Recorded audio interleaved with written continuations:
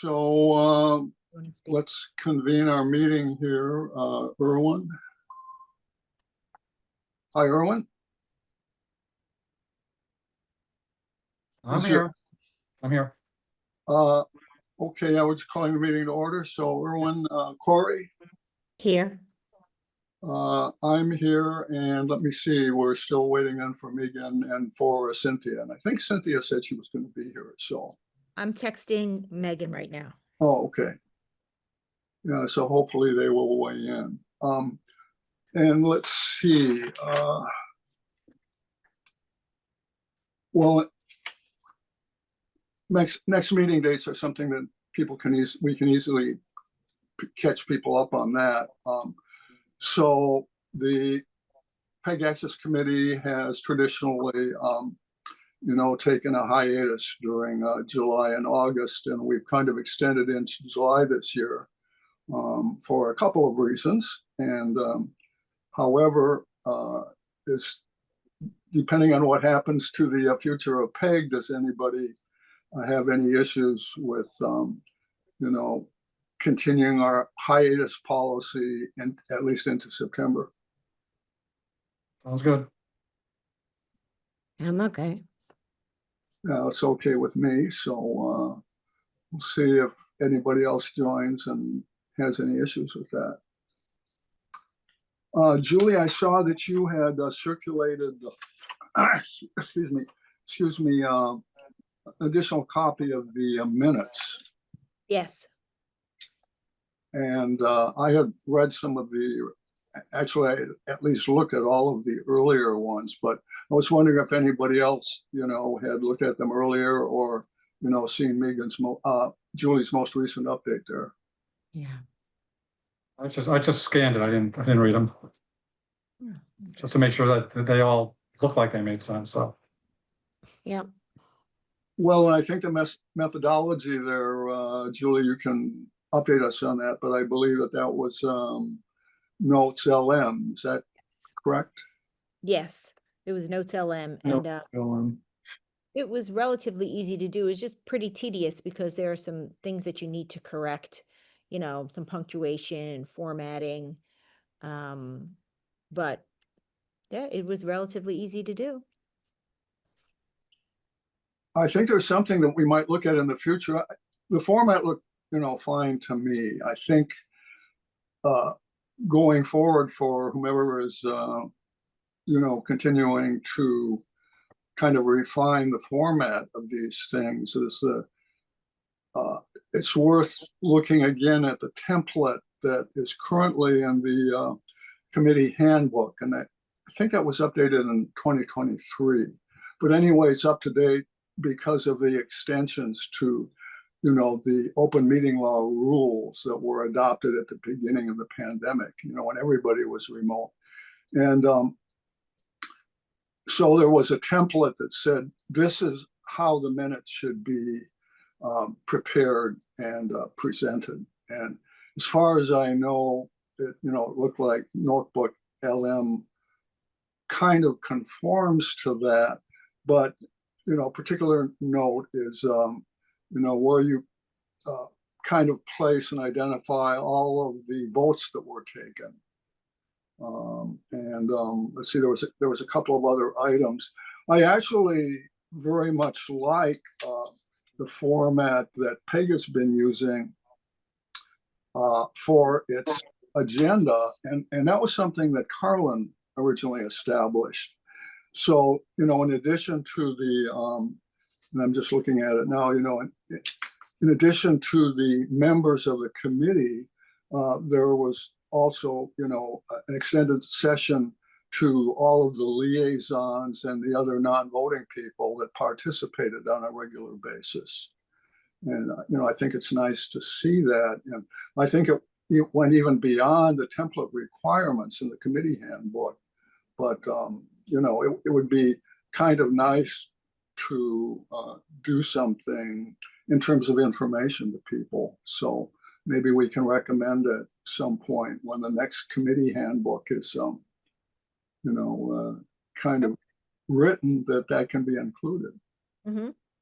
Sounds good. Jason, has the town chosen a platform for all the committees to use, or everyone's sort of on their own? For minutes, you mean, or for artificial intelligence?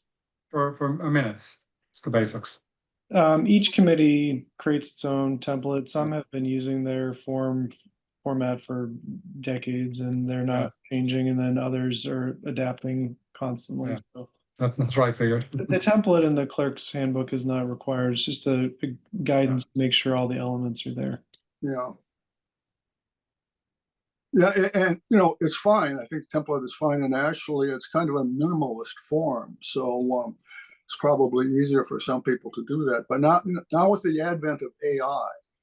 And I really believe in looking at, in particular, what's happening to the agency evolution, you know, the so-called AI agent, which can plan in advance and take multiple steps. That, in fact, one of the issues that will come up is whether there's really a requirement for the clerk of the committee to pay a lot of attention, particularly during the meeting, to what's going on in the meeting, rather than rely more completely on, you know, what the AI agent will be able to deal with in that respect, because it seems it's always been kind of a distraction to the clerk to some extent to, you know, kind of both participate in the meeting and also, you know, make notes enough, which, you know, I doubt that people ever did in detail, or at least not everybody did it in detail.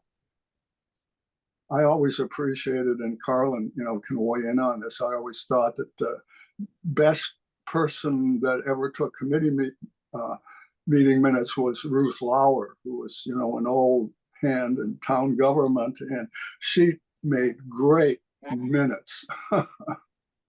They were also very extensive, you know, so I don't know how many people read them, but, you know, if you wanted to know what went on, she made great minutes. So in terms of the existing minutes, you know, are we, you know, really ready to, you know, approve them as stand? Yes. Do we have to go month by month, or can we do that year by year, or the whole collection?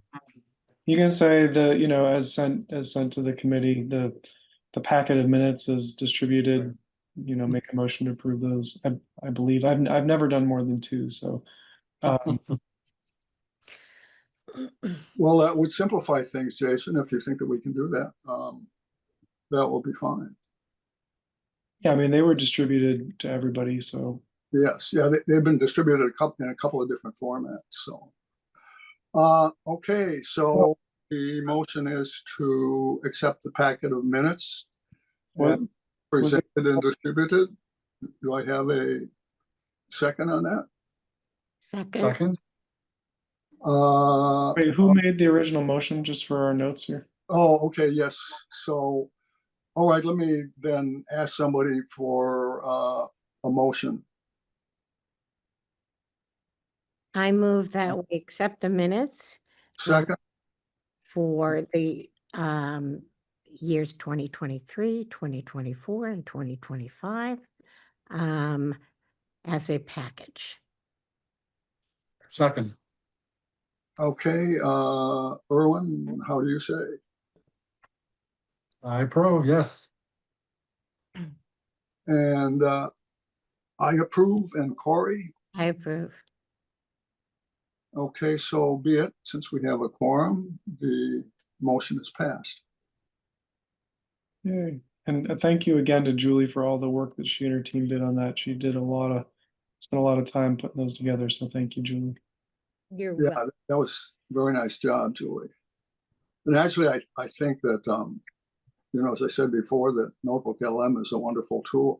I see that a number of other committees have used it in various ways. I'm thinking of MCI Concord, for instance, and there's a goofy little feature in there where there's 2 voices that will have a discussion of whatever the topic is.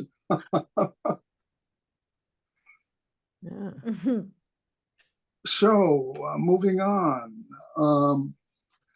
Okay, so I have Comcast contract wrap up.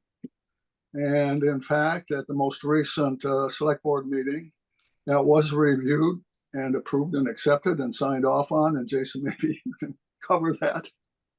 Yeah, no, thank you, Vince. Vince was there as well and spoke in support. The board was very happy to hear the contents of the agreement and was happy to know that it had been reviewed by the PEG Access Advisory Committee and kind of endorsed by so many different people. So thank you to this group for your help as well. You know, I think that this is a great deal for Minuteman Media and a great help for the town to ensure that we have the ability to cover these PEG services for a long time to come. So very excited that the select board voted unanimously to support this. They did sign it. The last thing was to get town council signature, which last time we used Attorney Solomon, who signed in this capacity as special cable counsel in 2014. So we asked Bill August of August and Epstein, who was our attorney who reviewed this contract, to execute. Once I get his signature, we'll send this back to Comcast for counter signatures, and we should be on our way. The effective date will be August 1st. And then, so hopefully we get everything back. I think it'll be done by next week at the latest. So then in October, we'll basically be getting our first payment under the new scheme along with our capital payments. So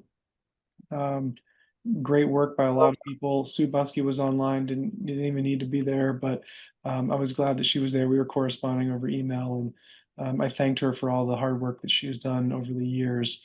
And you know, really, Carl and Vince, you guys were there in the beginning, selecting Sue as the vendor, and you know, coming to all of those public forums, getting the word out, you know, schlepping lemonade with me and cookies to all those things. So Carl and Vince, thank you so much for this. It's been a very long process, but it was an honor to work with all of you guys, and I'm glad that we got it done for 10 years. Thank Is our relationship with Sue Buskey over at this point, or does she still have any role? No, so her last interest is to receive the final agreement that we'll be filing with the DTC, and that will enable her for future contracts that she's working on to have the latest and greatest approved contract to see what precedents may have been set that they can ask for, Okay. you know, features that they can ask for in other contracts. So yeah, so basically our engagement with Sue is done.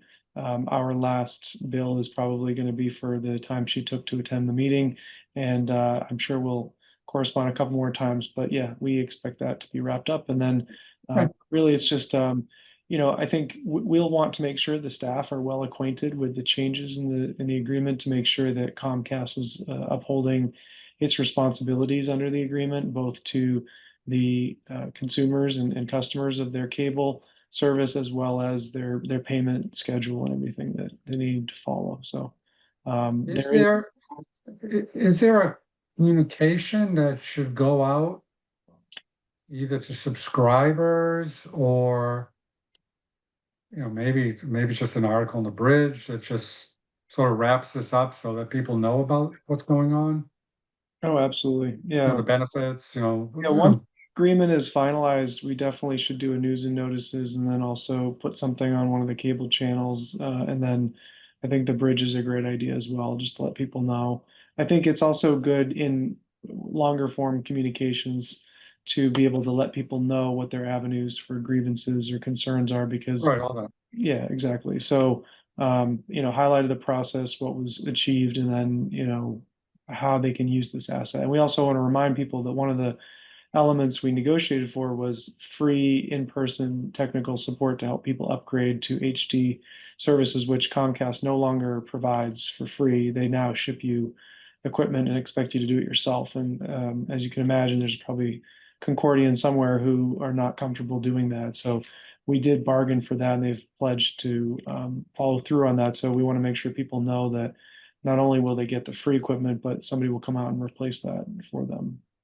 That's amazing. Oh, it's very, Does it merit a separate communication to actual Comcast customers, separate from the larger community? Because it'd be different messages. I You know, I know. don't get Comcast, I don't care about that. They won't give us the address of the people who have Yeah. FD, but we will be, for a while, there will be 4 HD channels and a few SD channels. So on the SD channels, we can make sure we put some title cards up that say, if you're watching this in SD, you know, the clock is ticking, call this number here to get Okay, created for free so that you can watch us on HD or something, because Okay. yeah, they're not going to immediately reclaim them. And he told me, the representative from Comcast told me they've never yet reclaimed an SD channel from a community, but they have the right to, after so many months, you know, after they install the HD. So we do want to make sure we don't ever disenfranchise folks and make them ineligible from receiving the MMN content. So Jason, I know you've gone over this, you know, in the past couple of meetings or several meetings where we discussed the other responsibilities that, you know, PEG or actually MMN has in terms of, I think one of them was having an annual session to invite people input into, you know, the quality of the service, any grievances that they might have. And I know that we haven't done that consistently on an annual basis, but I believe I believe that's one of the terms in the contract, isn't it? there are a lot of customer service requirements in the agreement, and I would have to go through them more carefully. But I think there is something in the charge of the PEG Access Advisory Committee that I'm just trying to pull it up now. I'm not able to click on it now, but anyway, that does refer to sort of a cadence of when we solicit feedback. So, yeah, that's a good point. That's something that is advisable to get that feedback proactively rather than wait for people to get really angry about something and reach out. Yeah, well, and I know that there's one for individuals, you know, that the PEG Access Committee or the department or whatever, you know, ultimately turns out to be to, you know, respond to, you know, individual issues that customers might have with Comcast. And I know that is one of the bullet items in the charge. And I think there are now 13 bullet items in the charge for PAC. Mm.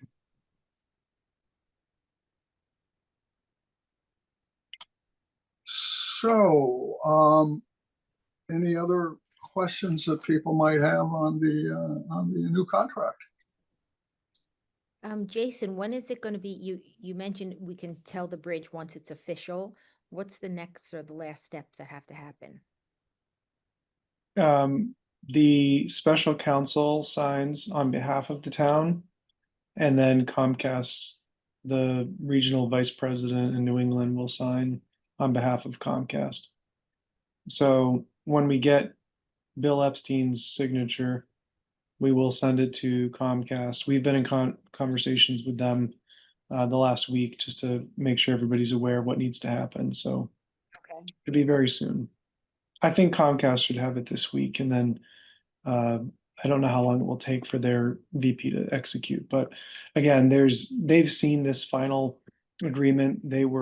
They received the public hearing notice. We talked about their attendance or lack thereof at the meeting. They felt comfortable with everything. I don't anticipate any concerns, but we just for it to be final, we need their counter signature. The select board has endorsed it. Okay. Julie, are you in regular communication now with the bridge? Yes. Yes, we know each other. We have each other's emails. We've met in person before. And yes, we have an open door communication with them on many things. For, So for example, maybe in that context, yeah, be worth just reaching out to them and letting them do their write-up with yes, a very technical document, I guess would be helpful to, you know, definitely have somebody non-technical to, you know, do whatever gets printed in the bridge. sure. Maybe they'll interview Jason.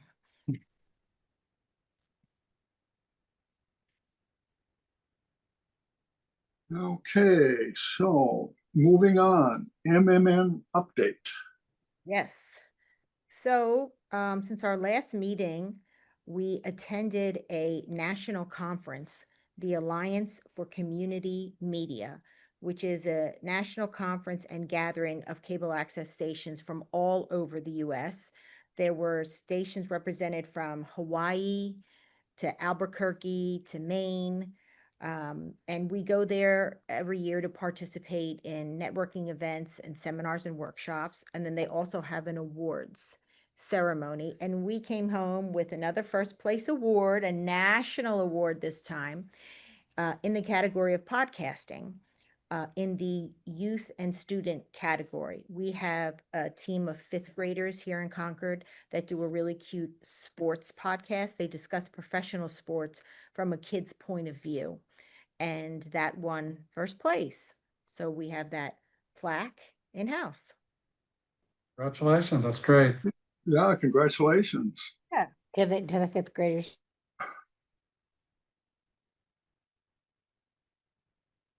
How is the, the prison outreach thing coming with, with Sam and, well, I guess Liz Rust is now stepping away from RHSO. But is she continuing with that along with Sam? Liz Russ stepped away from what? From the Regional Housing Services Office. Oh, really? I didn't know that. It's not a hard break. She's kind of actually tapering away. She told me she's going to be involved for several months for a transition. Okay. I know she's certainly been there for a long time, so definitely be a transition. Yes. We're still continuing to do the Concord Prison Outreach podcast. We've done 6 of them so far. And just waiting for them to put together their next topic and their next guests and pick a date and come in. But it's ongoing. How do we monitor the audience of that? I know I can look at anything on YouTube and kind of see how many views it's had. Yes. Are there some other ways to kind of to monitor audiences at all? Yes, for those podcasts that are on Spotify and Apple, we have our own accounts. We have our own channels there, and that does include tracking listeners.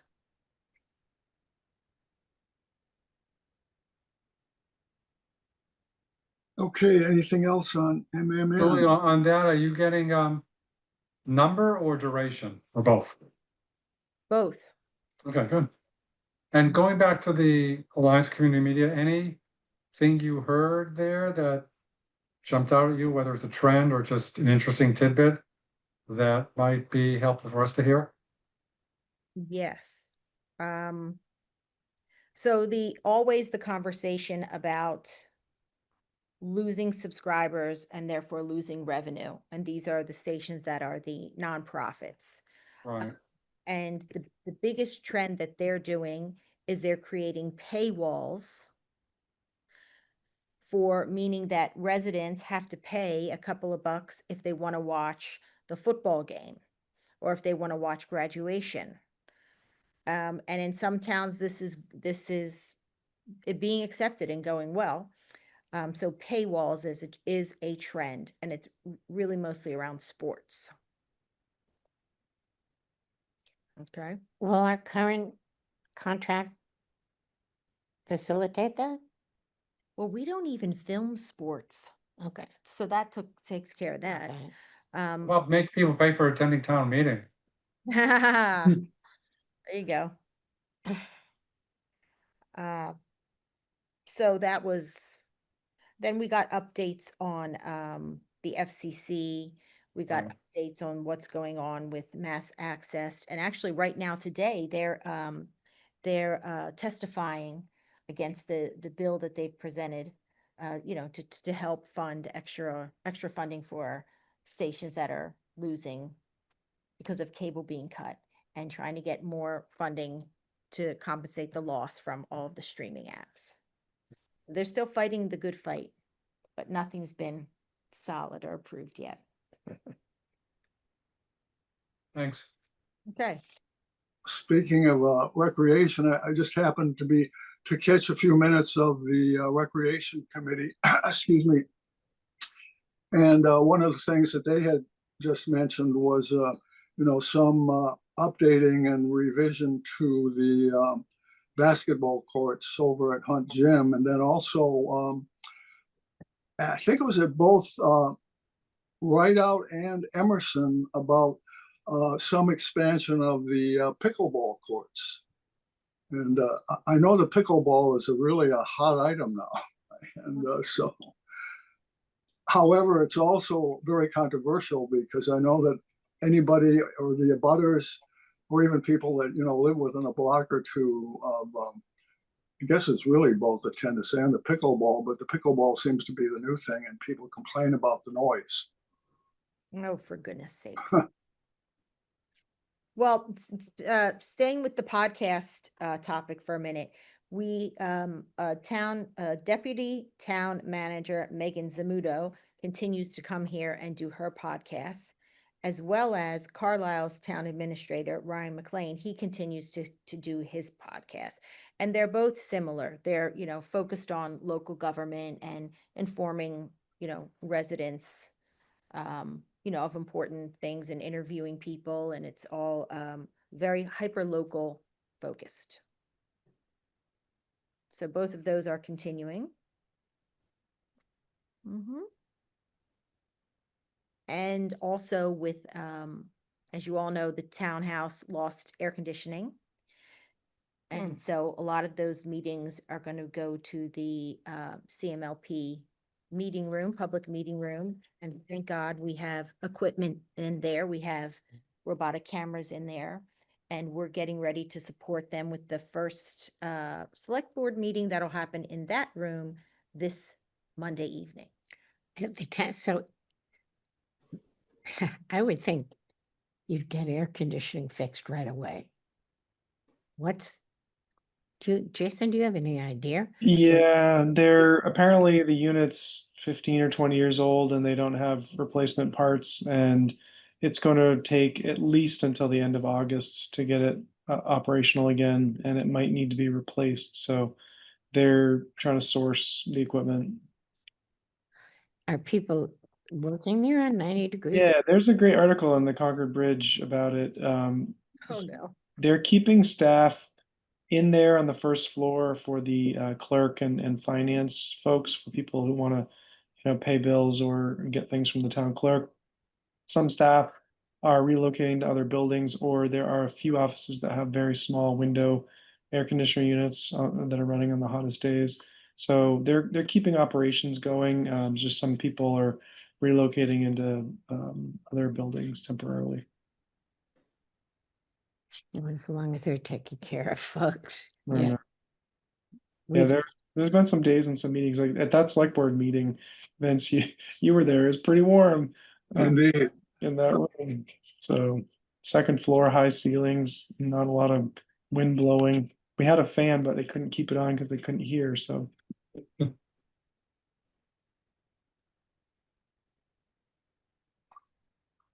Julia, going back again to the sports, really looking at a lot of the activity of some, additional, public access TV operations, is that sports really seems to be one of the things that is almost most common. Yeah. Particularly high school sports. And has that really come up much, the high school football or, any other specific sports? We were told that the high school athletic director does not want us to film and post and share their games. Really? Yeah, doesn't want the competition to see them. Is not interested in that. So they won't know their plays. I guess so. But then they also have a huddle camera in the gym for the, I guess they use it for their own use for practices. But no, we've been told no, thank you. We spoke to him recently about it. Is there any parent interest, that heard any feedback or requests from parents at all? No, You're lucky. I know. Let's knock on some It's a lot of work. You'd have to definitely hire somebody else if we were to be filming all the sports. And there are a lot. And then where do you draw the line? Right. Yeah. And they have that sports that travel to Florida, Yes. which Well, that I would do. No. I just, yeah. Yeah, yeah. So no, we have not been. And even in our first meeting with one of my first meetings with Dr. Hunter, she also implied that she didn't want sports to be a focus. And she wanted us to instead help train the kids with real skills that they could use, in jobs. Well, So, Finland Sports League. well, I don't know.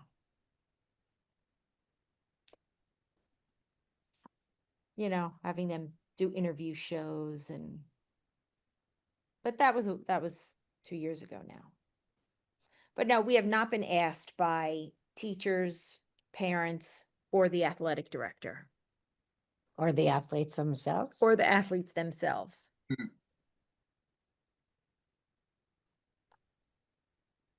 I could argue both ways on this, but if nobody's asking, it's a lot to take on.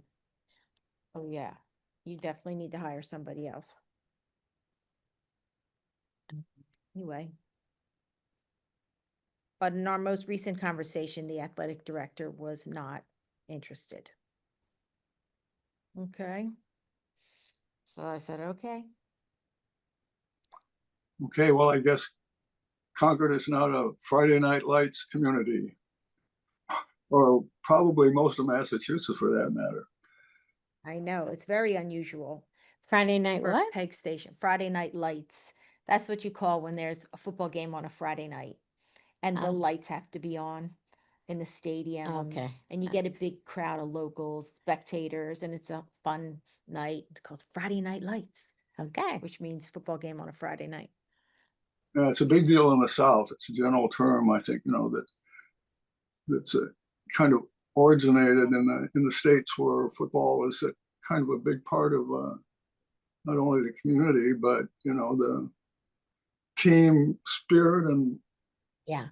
team members' careers. Here at the high school on Friday nights, don't we? Yeah, they have games. Yeah, because I know parents that just love that, and they just go to the game. Mm-hmm. In person. I mean, they like being. I think they go Yeah. out to dinner, but Yeah. they make it a thing. Mm-hmm.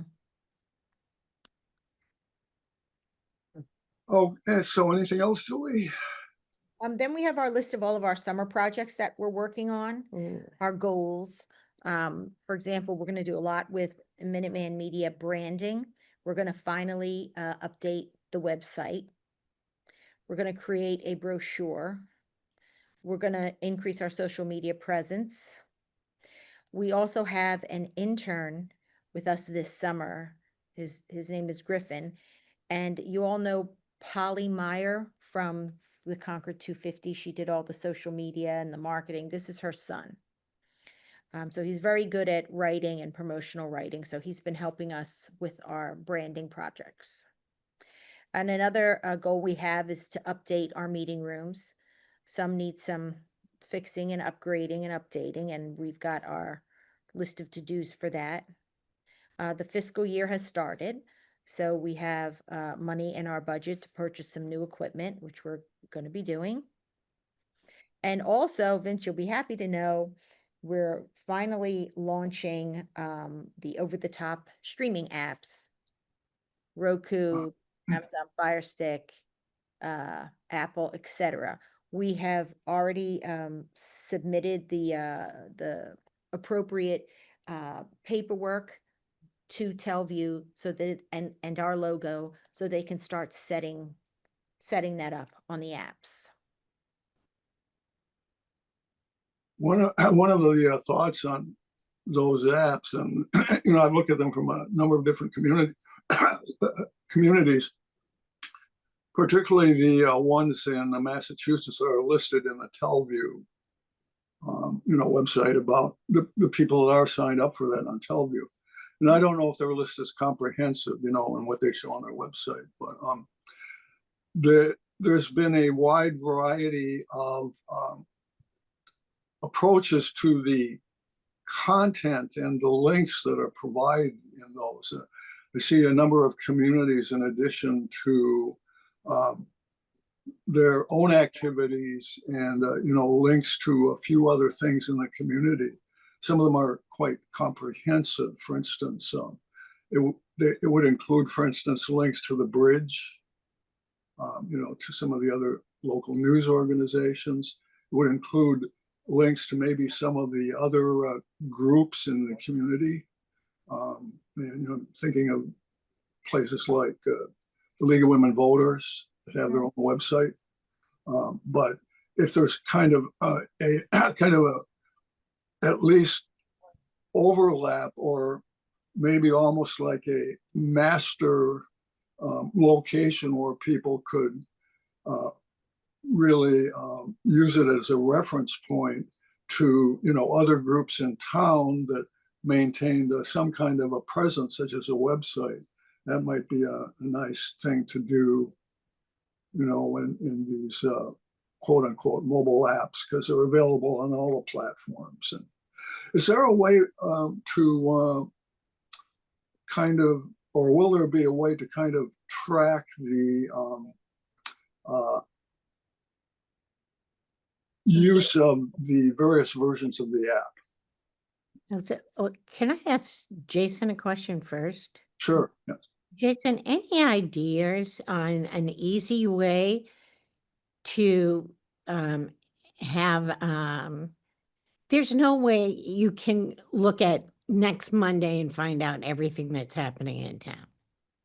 On Council on Aging, sports, whatever. And we have less of that now with the bridge than we did with the Journal originally. And it really does leave a gap, especially for people who aren't technically savvy, running around it or checking everybody's website. So is without, building a whole new castle, is there a way to do that? Well, I think if there is information out there that's already published, it's easy to aggregate it. I think what's harder is if there are things that aren't getting posted anywhere, we either need somebody to give them to us or we need to know where to get them. And that's I think the challenge is the town's calendar on the website is great for public meetings. It has a few other events on there that are not public meetings, but not too many. There are other calendars, and like you said, the bridge has a calendar on their website too, and they do a pretty good job, but it's not always in print, or at least up to date before they go to print. So, and then there are sporting events, to your point, where we don't have those schedules or they're erratic. And sometimes you do as much harm when you advertise something that should be happening that doesn't, than when you omit it entirely. So it has to be accurate. I think we do need somebody to kind of grab all these different stakeholders and figure out a way to put them in one place, because I agree that would be very helpful to the residents. I think maybe Donna McIntosh, the town's communications manager, could be the central hub in the town to get all of those things coordinated with the schools and different community groups. So I can certainly pass that feedback along to him. Because I don't understand the technology. Tell me if something like this is possible. A list, by category, say the arts, sports, public meetings, whatever. Something that people can just go into the site, type in there, it probably a predetermined format so that Right. the information is standard throughout the site. And then is there a way for things to get automatically deleted after a point? Automatically Doesn't get- deleted. Well, I think it depends on how it was added. If it's added as a recurring meeting indefinitely, then somebody has to take action. But you certainly could say this is just the next 3 Fridays, or this is just one event. Yeah, no, I think that's a real need. Yeah. Yeah. Corey, I wonder what you think maybe of doing something in collaboration with the bridge, because the bridge does maintain a website. Yeah, but the bridge basically just desserts. And the bridge is very limited. I mean, when you see what they publish for a week, that is just a small percentage of things that are going on around town. Yeah, I agree. I wonder if there's some way, and I'm I not, don't, I don't, I was talking about it with Melissa Sawfield, I think, who was either in on some of the initial discussions on the bridge or is just close to a lot of the founding fathers and mothers. But that's in print, Vince, it costs them more money if, because they'd be running pages. sure. Mhm. We have a lot. We have a lot of things going on, and this is just one of the things we picked up when we surveyed when I don't want to call it DEI officer because that's under attack so much right now, but somebody's into diversity for the town did a survey on different areas in the town. And it's hard, especially for people who move in, to figure out what are the possibilities and how to access them, because we don't have one central place. Yeah, well, it seems it's some combination, well, just from a kind of a media type anyway, that is both print and, also audio and visual. And the other form of collaboration, Julie, which, you just started discussing, was the kinds of stories that MMN might cover in terms of newsworthy events, and possibly, I have seen this in some of the other Telview sites where the residents on their mobile app, meaning the Telview apps of all ways, shapes, or forms, have some kind of a periodic, usually weekly news program, that's like, here's the news wrap up for the week, or here's all the important events that have been taking place in the community this week. And it's usually a volunteer activity. So, it's nothing that goes on a systematic basis where you can count on things being covered in a particular week, but maybe it'll be a starting point to do something like that. That sounds good. Well, that's all I had. Those are my highlights.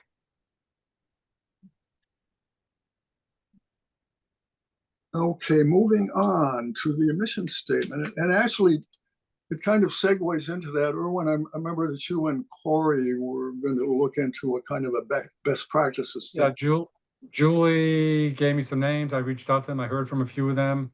I was going to do this for the September meeting, so I've heard from 2 out of the 3. I think there's 1 more. So I'll be reaching out and then looking at what they've sent me. Nobody's said anything great that I've seen so far.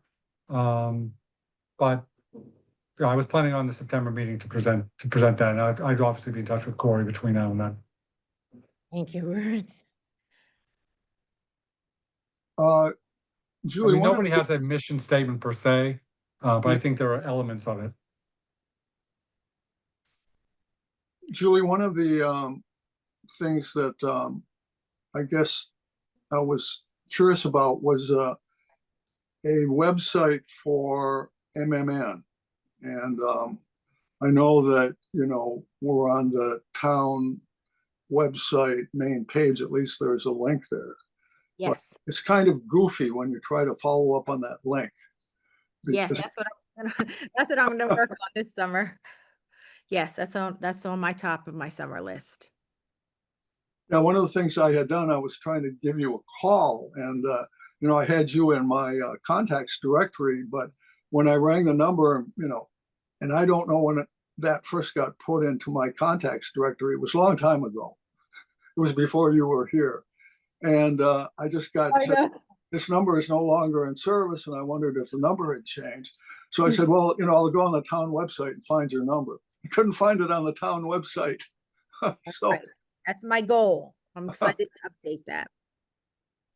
See, that's the problem. Because I've looked around for different things like that, and if you can't find it, Vince, and you know what you're doing, Right. can you imagine a 78-year-old, plunking around trying to find it? It just isn't as user. Friendly, yeah. Yeah, we need some of these links and ways of getting information for dummies. No, don't say that. Well, no, I mean, for people, this isn't. Yeah. well, I think, Jason, maybe you had recommended as a focal point, it should be the town information director there. Mhm. Yeah. Maybe we can kind of aggregate our interests and concerns and, the issues that we've noted. I'll be happy to start a list maybe and pass it around, Corey, to you and Erwin, if you're interested in that. Sure. Okay, yeah, I'll put that on my list. What is he sending? A list of what? To start up a list of issues that we can, circulate to the town information manager. Oh, sure. Okay. And Jason, I think you recommended that, so, good recommendation, I think. So mission statement. I think the point I had raised to begin with is, should a mission continue at all, or should basically the activities of the PEG Access Committee really become the responsibilities of a town department, which, on a de facto basis, MMN currently is. Now, I don't know, it's perhaps even stronger than just a de facto. Well, it's certainly de facto, but is it de jure also, Jason? Really at this point. So the question is, really, should the PEG Access Advisory Committee continue to exist? Well, we've confused the issue partly by the structure, right? We're under town now, but we're a nonprofit, or we were a nonprofit. Can you help guide me here? Yeah, I mean, CCTV was a not-for-profit entity. The town entered into an agreement with CCTV and would take the revenue they would get from Comcast and pay CCTV an amount of money every year, and Carlisle would do the same to provide content. And then in 2017, 18, maybe it started to spin away, and then maybe 2019 is when it finalized into a town department. And so the charge did change to lower the quorum for the PEG Access Advisory Committee a little bit after that, as it was hard to get a quorum, but the overall charge has not really been updated from the time that we went from a not-for-profit that was a third party who had no financial oversight, who had no connection to the town manager or the select board, to where we are now. So now MMN is a town department. They, Julie reports to the chief information officer, who reports to the town manager, who reports to the select board. There is an annual audit of all the finances. All the finances are maintained by the town accountant and by the town treasurer. And there's a procurement process, a personnel process, so all of those things that were lacking with the third party not-for-profit are there now in place. And Is there a firewall on the subscription money? yes, Yep, the subscription money is in a special revolving fund, which cannot be used for general fund purposes. It's the money for PEG stays with the MMN budget. So if PEG needed to access that money, it's only accessible through town meeting vote? Correct. Town meeting appropriates the budget for MMN. So no other entity can take that money out. And the Cable Act really prevents those funds from being used for anything other than providing for PEG funding. So has that worked out for you guys? Mm-hmm. So you're comfortable With our, with the arrangement you have now? yeah, You've worked for different, yes. Yes. You mean being a town department? yeah. Oh, yes, Okay, you like that better? yes. Because you have somebody to go to? Yes, oh, yes, it's okay, much better. Yeah, okay. it gives us financial strength and safety. It gives the staff security in terms of their jobs. Okay, You know, better pay structure, pension, and we also healthcare. And then we also have rainy day funds here that a lot of nonprofit stations do not. And okay, they're struggling and laying off people, and they're in trouble. Okay. Well, we're in a much safer spot Position, here as a okay. town department than being a Alright. nonprofit. 100%. yeah, my two concerns have always been public access. Mhm. Not two concerns, public access, the integrity of the subscription funds. And, again, yeah, a healthy work environment for, yes. Oh, yeah. So that's good feedback. I think the other concern people had maybe 20 years ago or more before the internet really changed things was that having government involved in the selection of content could be perceived as as a negative to the public because they could feel like the access that they have to programming could be limited or could be shaped in a way that they don't like. But the reality is that everything is accessible all the time now, and that we have never been steered away from producing content, or we've never asked the producers to not cover a story or to not use their independent judgment when doing their job. And really everything is out there. That our ability to show things on a few channels is not really preventing people from sort of seeing the truth. And but there was a time where that was the case, where if people only had 30 channels and one of them was the local PEG access channel, and the government was able to control what people could see, then you could understand where that was maybe a legitimate concern. But Yeah. these days, everything that happens is filmed and everything goes online and anybody can watch it at any time, so it really has changed, I think, that argument. If the feds wanted to, and because it seems like in every other place except Concord, that notion is under attack. Mhm. I mean, under vicious attack, Mhm. like I have never seen in 3/4 of a century of living. And could that possibly happen to local stations? Local television stations? You Well, mean feds come in and Yeah. I know it sounds ridiculous, but Right. there's so much on the news, I'm prompted to ask. Mhm. right? well, I think it has happened to a certain extent for the public access, because public access, from the view of the right, has been considered to be a governmental mandate and activity, which meant that it was government, and period. That's nothing more needed to be said on that subject. When I mentioned before, that there had been a bill in the state legislature to prevent Yeah, and it didn't go anywhere. MMN from extending beyond the borders of Concord, that was a conservative agenda item that basically is on a conservative checklist for all states, or all of the states that they had any interest in kind of having that thing happen if it hadn't happened already. One of the More issues, again, protection. I would, correct me if I'm wrong, but there's more protection if the under a town department than there would be as a nonprofit on your own. Is that fair to say, or is that?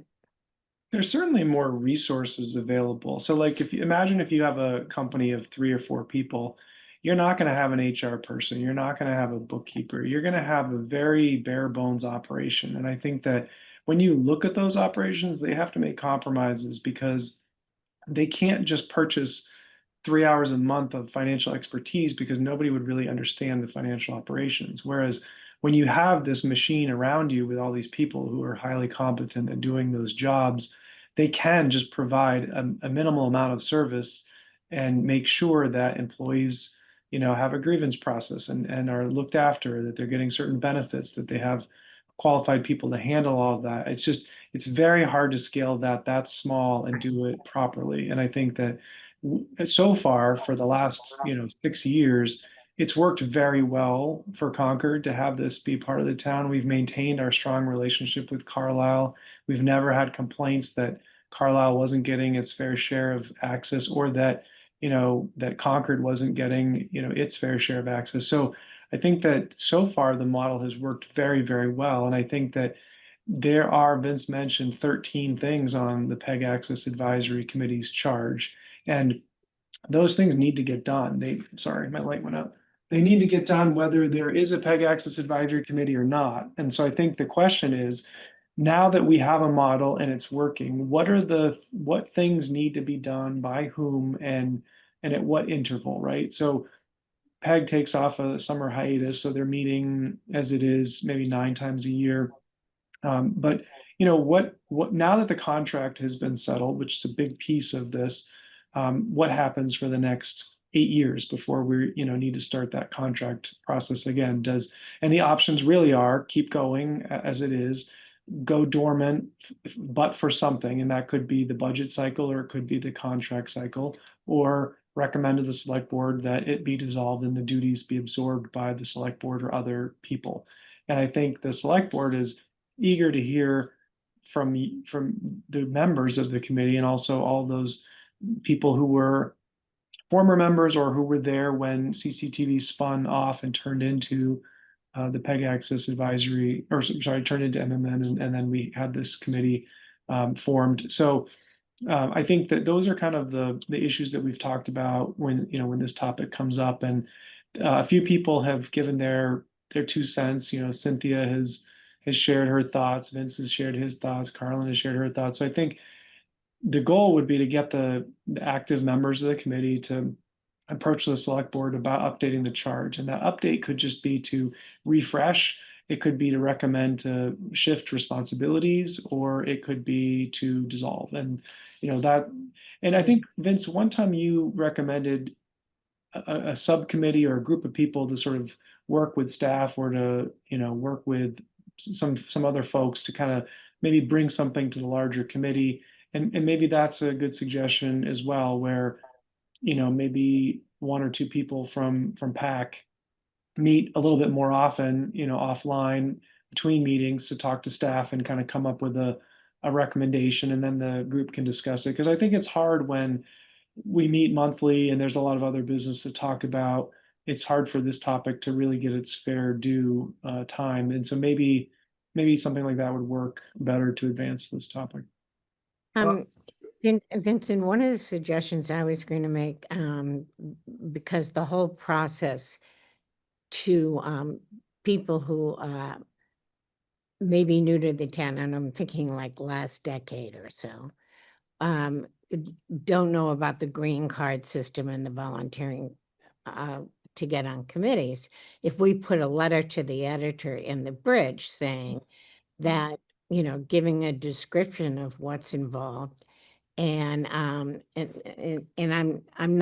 just putting your 3 things right next to me, Jason, for the moment. But if we needed more members so that there wouldn't be problems with quorums. And also, if we're not doing contract issues, perhaps meeting once a quarter rather than monthly meetings. But my feeling is that I wouldn't dissolve this committee, because I think that the station and the employees need advocates, for one thing, and observers. The second thing would be, I think the selectmen have too many things under their charge already. I mean, they always seem to be drowning rather than, I don't have a specific readout of all the things they're responsible for. Right. So, so I guess I'm left with, a redesign and a outreach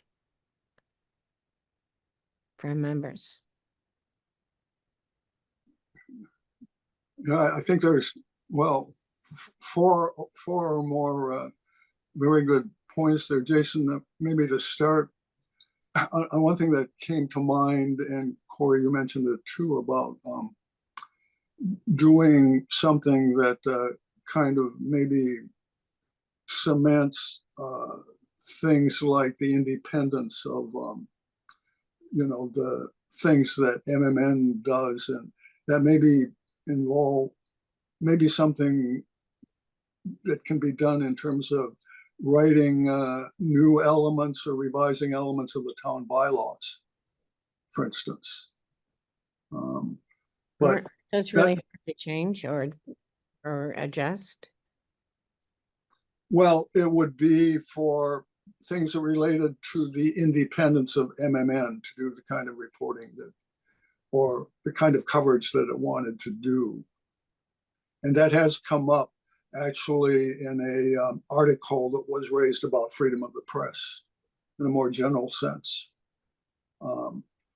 that happened to come up during the transition to the transition away from the nonprofit operation, the CCTV operation, into its transition into something that was administered and turned into a town department, basically.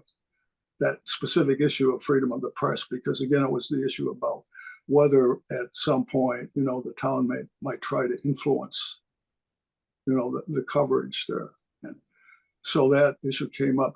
But yeah, Jason, I think your idea is well taken about maybe trying to come up with some kind of entity that could deal with all of these issues. And so the only question I would have there is, how can we do that? We shouldn't try to do it, obviously, without the spirit of the open meeting law, but, to have something so formal that basically it represented an open meeting law group, or maybe it does. I mean, maybe it's something that the PEG Access Committee should start doing more directly when it reconvenes in September. It seems like it would be nice to have some discussions on some level that were less formal. And I think that's what you were thinking of, wasn't it? If there was some way to do that, I think that'd be very useful. Right. Well, you could do that in respect, open meeting, like if you wanted to have a forum at the Council on Aging on what people want to do with their yeah, I'm not really experienced in the structure of town government, so I'm not sure where you're going with this. Well, I think there are a lot of technical things, like we need to go through every single one of those current aspects in the charge and basically create a table, right? And says, who did this before CCTV happened? Who did this during CCTV? Who's doing it now? Who could do it in the future? And I think that going through that on a technical level and maybe with more time than we have in these meetings could be useful so that the committee could then see all of this data. So I guess it's really a combination of like assembling data, working with staff so that we can help you guys, get some things to chew on. And then that person comes back to the larger group to say, okay, so I spent some time collecting this information and here's what I've got. It's kind of like people do liaison reports, just somebody to kind of come and take a few hours to dive into this, so that, because a lot of times we talk about things broadly, but I feel like we don't make progress because we're not doing it in a kind of a systematic way. And we all know there's some concerns and there's definitely some strengths and weaknesses, but we seem to go in circles. So having them laid out on a path might allow you to sort of say like, okay, we've addressed that. This we know we need to keep, and it needs to happen at this interval. Let's go to the next one. Then it might help us get through it. How do we establish such a list, Jason? So we, Well, I think it's a combination of, again, the charge itself, but then there are probably other elements that staff could identify to say, these are the oversights, the checks and balances, the communications, the advocacy, because I think we all agree that we don't want to lose anything, right? So the question is just, is this model still work, even though it was created at a different time for a different purpose? And, it may be that most of it still works. It just needs to be tweaked. It may be that it needs to be drastically changed. So I think that, it's assembling that list, but, the committee itself has ideas. The staff can help you. The staff, we don't feel like it's our place to tell the committee what to do. You guys are the residents, and this is your advocacy for this group. But I think that we can certainly help you in pulling information together or presenting it in a way that would be meaningful to the rest of the committee, so that so I think, Vince, if you have an idea of what you want, you could say who feels like they could assemble this information. So in other words, to make a decision on this, here's what we need. And that's what we're kind of looking for. So I have a question. So Jason, are you talking about the Vince had mentioned there's 13 things in the PEG charge? Is that what you're talking about? Yeah, that's an example of, right. So those are things that the committee does. So, So we should find that and then look. right. Okay. that's the first I've heard of it, I think. But given my memory lately, I'm not sure. And the charge is probably easy for me to pull up on the town. Yeah, you Yeah, search. it's on the town website. And Actually. in fact, it's currently dated as the last update is 2021, but in fact, it has changed since 2021. So I'm not sure about how those changes were made, because it isn't something that the PEG Access Committee did by itself. It was the charge. So All right. the charge is defined by the select board. But the authorship actually is somewhat in question. I think I asked Carlin about that, but I don't know if Carlin's listening in right now, but I will try to caucus with, hi, Carlin. I think I'd asked you about this before, but when I looked up the charge, there are two categories of documents there currently. There is a grid that you created that was updated, I think, once or twice, because I think there's two versions of it on the town website currently. But then there is also a separate update to the charge, the state of 2021.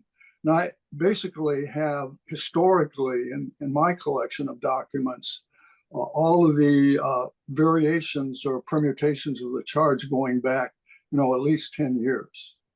And they've changed in minor respects, but there have been no major changes.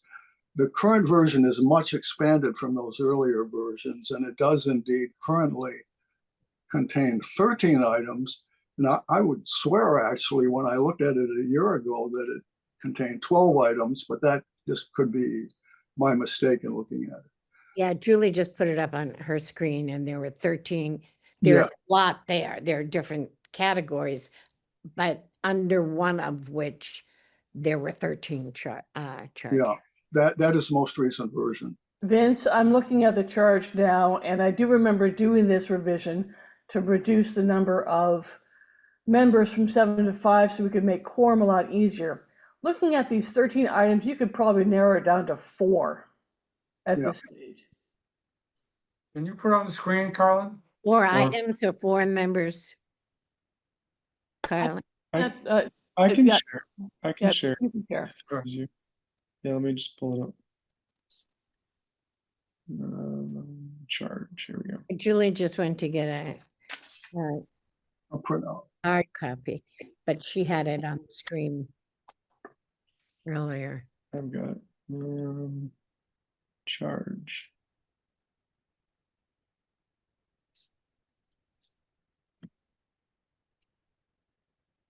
Okay, so Here we go.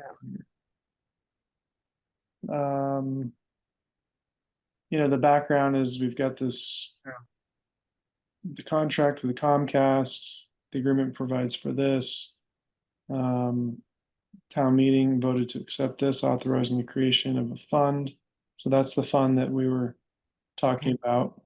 Revenue from Comcast is deposited and is expended only on PEG access programming. Right, The purpose of PEG is to monitor the effectiveness of our services, help the select board ensure that those services conform to the requirements of the franchise agreement, while safeguarding the public's interest in community television. And then it talks about the membership, who's on the committee, and these are the 13 things Okay. that referring to the duties and responsibilities. And some of these are specifically about the contract. Some of these are in general, initiatives and communications and performance and the franchise agreement itself.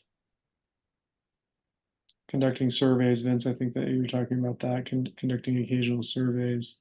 right. Yep. Number 10 is the Comcast agreement. By the way, looking forward to the next 10 years, there may be other internet service providers in town by then, in addition to Comcast and Concord Broadband. So many of these things, Carlin, I would have to look at that again, but I think some of these may potentially apply to any new ISPs who enter the picture. What about Starlink?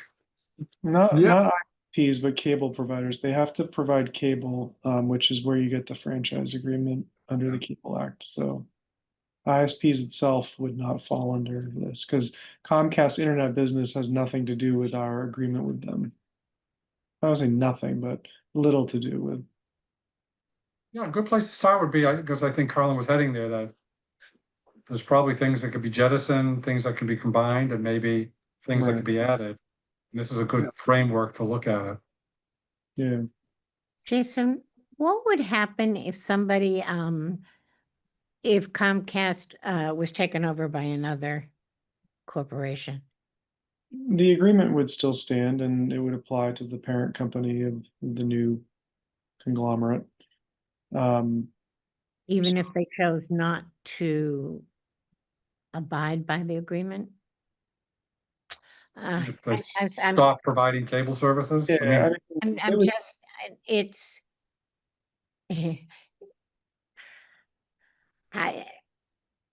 I'm overreacting, I think, to watching institutions that I dealt with all my life just being pulled apart or not honored in a legal way, the legal requirements.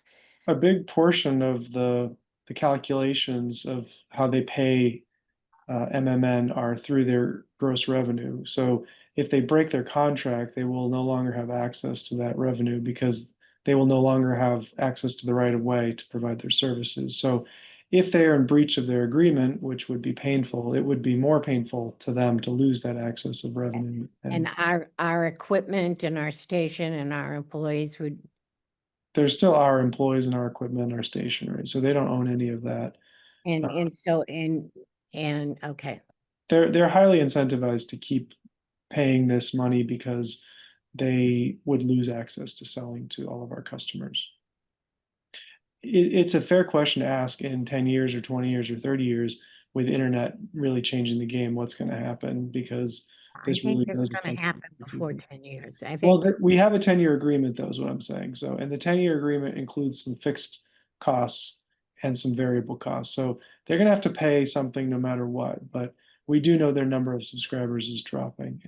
The rate may have plateaued a little bit based on our recent data, but it's going down every year for sure. what is the percentage of the decrease? I think we're looking at 3% a year. That's over the last 10, but over the last couple, it's been closer to 2. So it's low down. Yeah. As you said.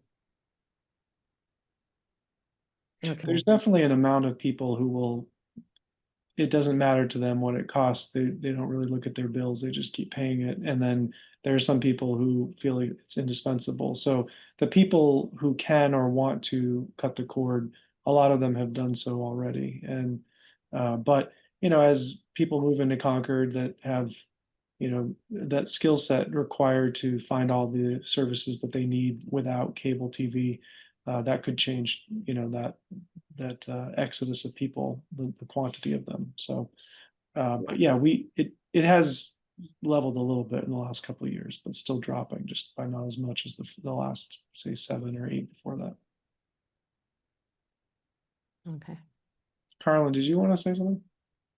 I was just saying that the contract that was just signed has some transfer of control terms in it. And when I worked at the DTC, I did see an occasion where I think it was Cox took over a company through a merger, which triggered those transfer of control conditions. It was basically a name change from the customer's perspective, but there was a procedure that had to be followed at the State Department. I believe that would still control. But I agree with your assessment of the incentive for Comcast to maintain its right-of-ways. Right.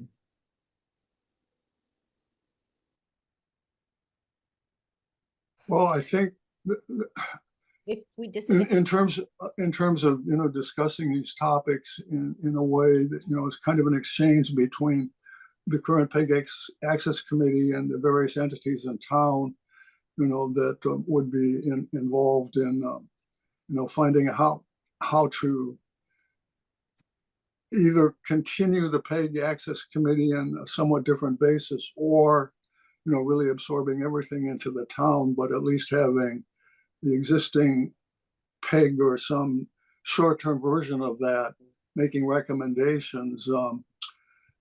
The only reservation I have on that, again, was what constitute a public body, because if there is some way that we can have this discussion without having a public body that requires, again, some kind of commitment to an open meeting law, something does come to mind there that it's called a special interest group, which does have some standing formally.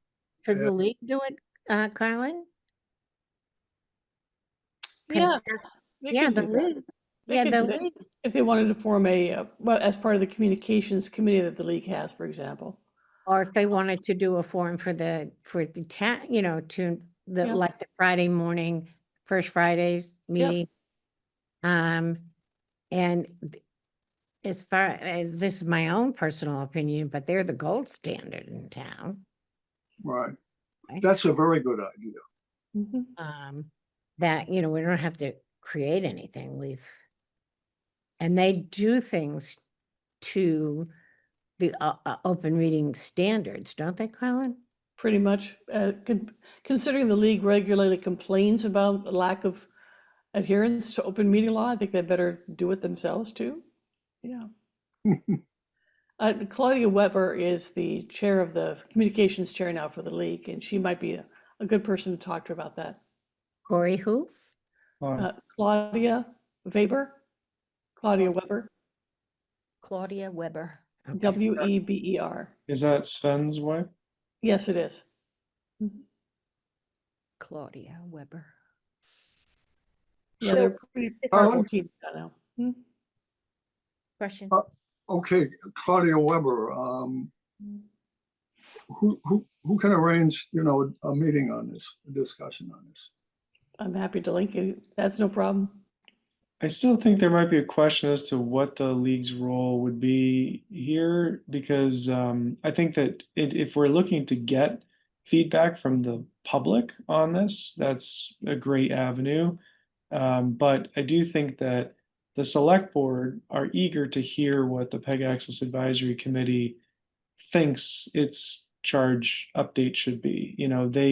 They were made aware of our issue with membership, and there needs to be a resolution on that, because we have Vince who needs to be replaced because he's termed out. We have Corey who's not interested in serving long term. We have a school liaison that has not been appointed, and we have a select board liaison that is not here. So there's some stability that needs to happen from the select board's perspective. And I think that I don't want this to turn into a long, I don't know, actually, I don't know what the league idea was. Vince, can you flesh that out a little bit? The league has and Carlin's probably better than this than I Oh, am. I know what it is, but what are you envisioning that they would do? Well, it's hard to, it's hard to come up with what we think our mission should be without any input from subscribers. So I'm just throwing it on the table that the quickest way that comes to my mind to talk to folks is through the league, because they're so organized in talking to folks. Mhm. But even that, Jason, I know is limited, in terms of if you're not working Friday mornings for Right. one. But I just have reticence, after probably from 20 years of representing folks, to say, okay, I know everything that we should have and shouldn't have. I have no idea, really. And especially given the current climate with media itself, and also with technology and where that will go. So it's like, I don't know how to intelligently contribute. I mean, one of the options in one of those 39 talked about surveying subscribers. I know there's some challenges because we don't get addresses and all that. We're surveying the Right, community, putting some, We could also do a league thing and do a neighborhood, like I could do something at Concord Green, or, where you get some groups. But I mean, I hear, Jason, that this select one would like this resolved right away. But the problem is they want resolutions on things for 10 years, and I know my own absence has fouled up the quorums at certain points, but even still, I just really hesitate without. Oh, yeah. I didn't mean to suggest that the select board wants to see what the new charge will be immediately. I think I just meant we need to clear up some membership issues first, so that the committee can even continue to meet responsibly with expired people sort of still maintaining the quorum. Because I mean, if Vince weren't here and he's termed out, then we wouldn't even have a quorum today. So I think that's what I was referring to. The charge, I agree, should be done carefully. I think before we do the road show, the committee, somebody in the committee needs to be able to Has to figure out what a committee looks like. Right. Well, but the committee needs to also have a pitch, which is, here's what the old charge was, and here are some options. And then what do you guys think? What's important to you? I think that's a great idea. I think that, delivering a recommendation to the select board and having gone to the community to get feedback is a great idea. So I think that, doing that process is important, but there still is that intermediate step, which is, how do we cogently summarize these topics, remove duplicates, explain who is doing these things and how they've done them, and then ask basically for this feedback. Because I think, you need to give people some basic background first, and then you need to give them sort of what the options are. Otherwise, your time will be spent with hypotheticals and things that might not even be possible. Sorry, Carl. Jason, to just raise this comment and my thoughts on the League of Women Voters. One of the reasons that might be useful, and I think there's another option as well, but one of the reasons why I think that might be a good approach is because of the membership of the League of Women Voters, in terms of the membership of people who are also in various categories of town government, and the fact that there automatically is a kind of a cross-pollination there. But also because of the fact that the League of Women Voters can indeed enter into deliberation at quite a depth without being bound by open meeting laws, the ones that would apply to other bodies. And they have in fact done that. First Fridays are maybe not so much a deliberation structure as a way of getting the word out on certain important issues, and at least having a discussion in the context of those first Friday meetings, but it's mainly just has to do with the fact that they can deliberate at length without, infringing on the open meeting laws. There may be other mechanisms for doing that. They I think- also have, excuse me, Vince, they also have observers that observe other committee workings, and may have suggestion. I mean, I don't know how to I don't feel qualified at all to say how we should proceed in terms of, obviously, we need more members. I guess if we pursue one direction. So, but Carolyn's smiling. What? Yeah, well, Carlin, I would defer to Carlin. I'm remembering something that happened back in 2016 and 2000, it must have been early 2017, because that's when I started getting involved in this. I remembered a league member saying, Carlin, why don't you do something about this? We don't have decent TV. So I said, okay, we'll form a committee. And that's how PEG Access sort of started. It came out of league frustration with how things were going at that time. Now, right now, I suspect if you polled the board members of the league, you would say that they're all extremely pleased with how MMN is being operated. They have glowing recommendations. They really like working with the people. Who's PEG Access? Exactly. Which is not necessarily a bad thing. It means that there's not a problem to fix right now. Yes. If the problem were to arise later on, then you'd see some difference of opinion. My recommendation, and I'm going to shut up because you're over your 4:30 as it is call in the people for focus group discussions, your customers, like the Concord Museum. Ask them what they think is necessary to keep MMN on the straight and narrow. Just have a kind of informal discussions like that. That's it. With established organizations? People who have paid MMN to do their services or rely on MMN to do broadcasts at the library, at other places, people who would miss MMN if they no longer function, with the idea that the role of the committee is to make sure MMN is providing the functions that the community wants. Okay. I If do we have want to jump, it I on the I do have list to of jump org- off, unfortunately. A list of organizations and then Now, do we have a Can- committee right now, though, or has Yeah. everybody? who are Well, we? again, they can continue to serve until somebody's been appointed. So that's kind of where we are now. That's like the most important thing, right? Yeah, Jason, I think that applies till the end of the year, if I'm not mistaken. Calendar year. Calendar year, yeah. And so, Yeah, yeah. Yeah. 'Cause- So, I mean, I guess, Vince, we can continue to talk offline Okay. and collect information, and then Erwin needs to head out. So you want to, Quick message from Megan. She got back to me with apologies, but she was traveling and on an airplane and sorry that she wasn't able to join. She tried, but the Wi-Fi wasn't working on the plane. okay, Do we have a core? We don't. Never mind.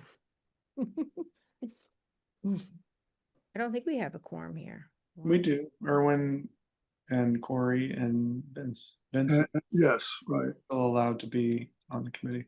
Okay, so there's a grace period. Right, that's what he was. Yeah, yeah, I believe it's till the end of the year, basically. All right. But we're not voting on anything yet, right?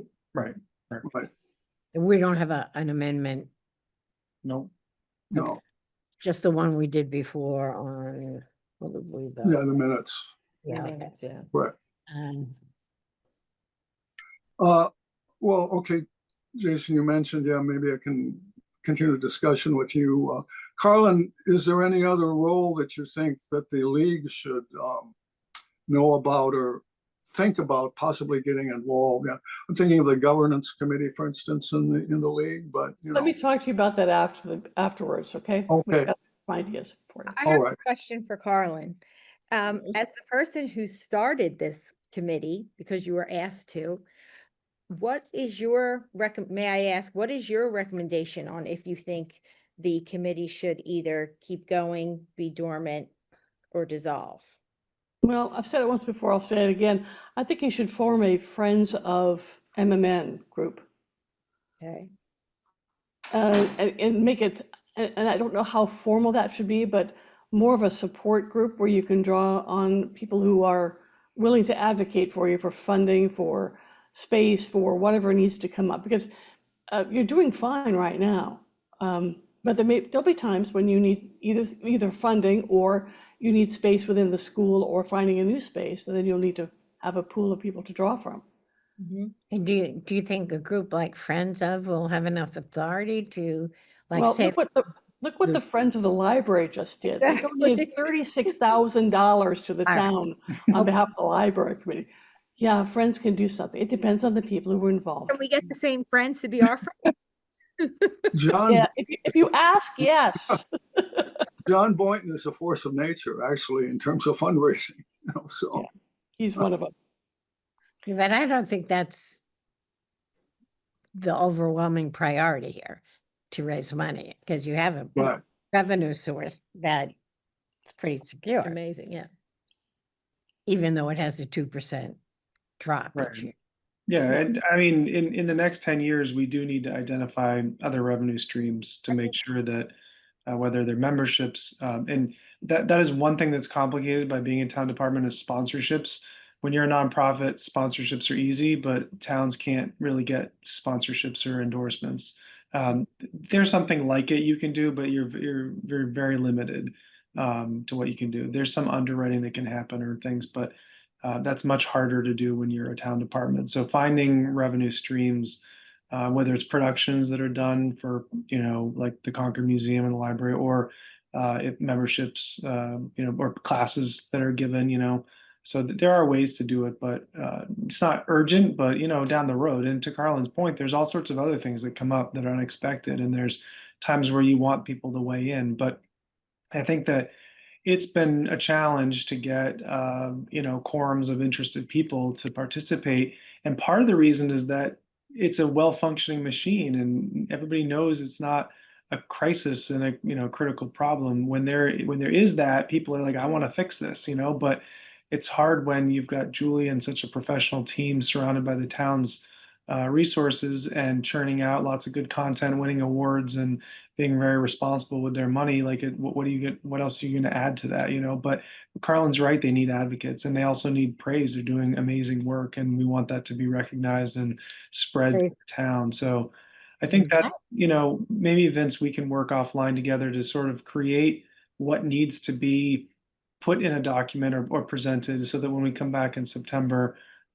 there can be a more focused conversation about how we get all that down into something. Because I think there's a lot of great ideas, and I think that getting outreach and getting feedback from people is important. I think that making sure that all these elements are covered and making sure that MMN has an advocate are critical things, and I think that things that everybody would support. Well, I'll certainly be happy to, get together with you to do that. Erwin and Corey, Erwin, since you had started, actually, which was a subcommittee along with Corey, to look at best practices. And Corey, will you have some time during the summer on an informal basis? Because, in addition to, what Jason and I might do, that, we could kind of jointly collaborate on some level. Yes, I'll have some time. I am handicapped by some health issues, but time I have. Okay. Erwin, how about you? Do you have? Erwin left. He Oh, he dropped did. out. Oh, okay. All right. Well, we can check with him. And what are the things that you want to, what is the information you want to gather from the other access stations that I gave the names of to Erwin? What are we looking to learn from them? Did you know one thing I'd like MMN won this award? Did you know that MMN has been doing podcasts? I mean, you ask them questions that become a PR piece. No, I mean, because Irwin was going to reach out to 3 other stations that I gave him, Chelmsford. I gave him, Chelmsford, Groton, and, Tingsboro. And that's Vince. That's what you're asking Corey about? Is if she has time this summer to Yeah, go I over would- there, Well, reach out to those people, right? no, it's broader than that. It would be as an extension to what Jason and I might get together to do. Okay. Yeah. Right. Well, let's end with some good news. I wanted to tell you that our revenue is significantly increasing from Carlisle this quarter. Because we've just been doing so much more work with them. It used to be just their select board meetings and then 50% of the school committee meetings. But now they're doing so many podcasts on their own. And also prior to town meeting, they asked us to put together 17 explainer videos explaining their warrant articles to residents. And that was a Good significant, that idea. was a significant amount of Yeah. staff time. So I'm working on the Carlisle billing now, but it's going to be higher than normal. And they have a special town meeting coming up That's right. in November, so with a very hot button issue, so I suspect we'll get more business. And I've watched some of those videos. They're rather good. Ryan's a good answer and good discussion person. Yeah. Well, and Concord has a special town meeting coming up later in August, right? Although I don't know if it needs any explanation. You As long as know, nobody it tries could to use add some. things. It could use some. What? The two articles, the roads program and the amenities building. I've been talking to the clerk's office and bemoaning the lack of publicity. You know, we're pushing it at all the league tables. I'm doing one on Saturday, but Meeting in August?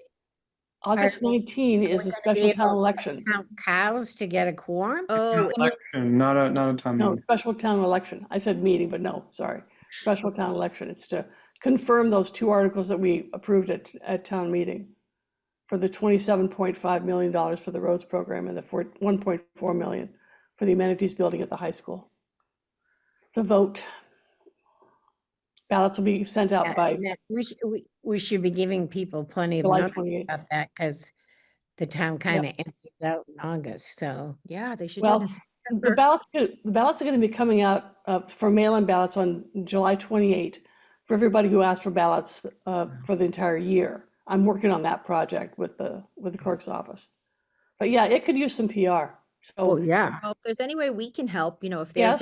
there's a graphic or something, we can Yeah. air it on the bulletin board. Yeah. we have a schedule. We don't have the ballot yet. There'll be pro and con statements are due to the town council by July 20th. Mhm. So I don't know. Yeah, that's something that could help. Okay. Maybe Donna's making an image already on the website and we could share it. Maybe. I think some work needs to be done on that one. Let's you and I talk about that, Julie, okay? You got it. Okay. All right. Okay, so Jason, you and I will schedule and then Corey, and depending on what Corey, you and Erwin, have available in terms of time, maybe we can jointly do something, before September, and then, we will plan at least provisionally at this point to have PEG Access Committee, which its current composition sometime in September. Okay, and Vince, feel free to call me if you and Jason need help. Okay. Okay. Jason, anything to add to that in terms of No. scheduling and actions? No? Okie dokie. All right, well, since we have completed all of the Great. old and the new business and there is no other public on the premises, I declare this meeting adjourned.